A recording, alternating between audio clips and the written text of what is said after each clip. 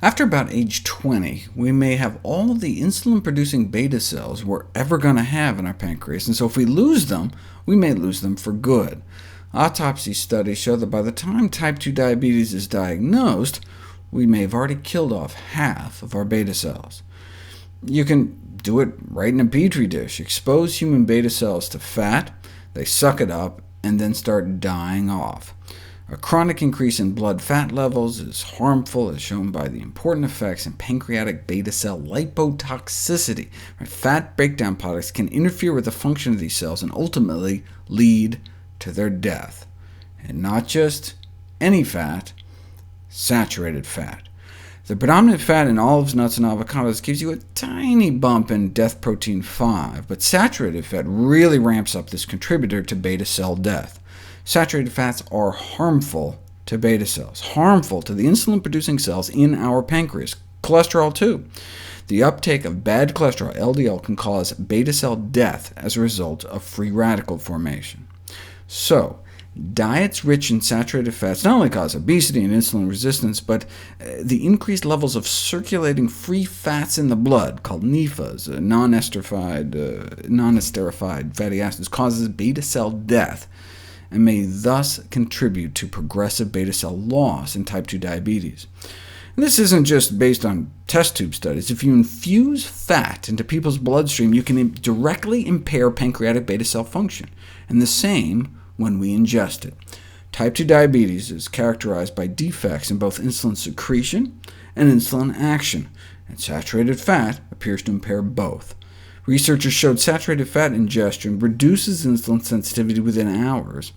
But these were non-diabetics, so their pancreas should have been able to boost insulin secretion to match, but insulin secretion failed to compensate for insulin resistance in subjects who ingested the saturated fat, and this implies the saturated fat impaired beta cell function as well, again just within hours after going into our mouth.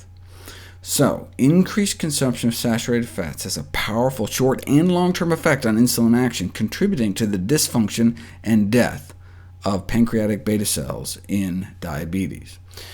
And saturated fat isn't just toxic to the pancreas. The fats found predominantly in meat and dairy, chicken and cheese are the two main sources in the American diet, are almost universally toxic, whereas the fats found in olives, nuts, and avocados are not.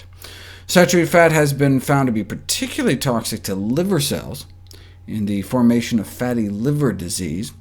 You expose human liver cells to plant fat, and nothing happens. Expose liver cells to animal fat, and a third of them die.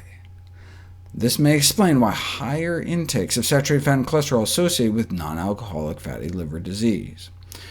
By cutting down on saturated fat consumption, we may be able to help interrupt this process. Decreasing saturated fat intake may help bring down the need for all that excess insulin. So either being fat or eating saturated fat can both cause that excess insulin in the blood.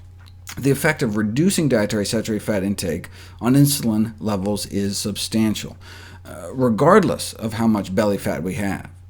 And it's not just that by eating fat we may be more likely to store it as fat. Saturated fats, independently of any role they have of making us fat, may contribute to the development of insulin resistance and all its clinical consequences. After controlling for weight and alcohol and smoking and exercise and family history, diabetes incidence was significantly associated with the proportion of saturated fat in our blood. So what causes diabetes?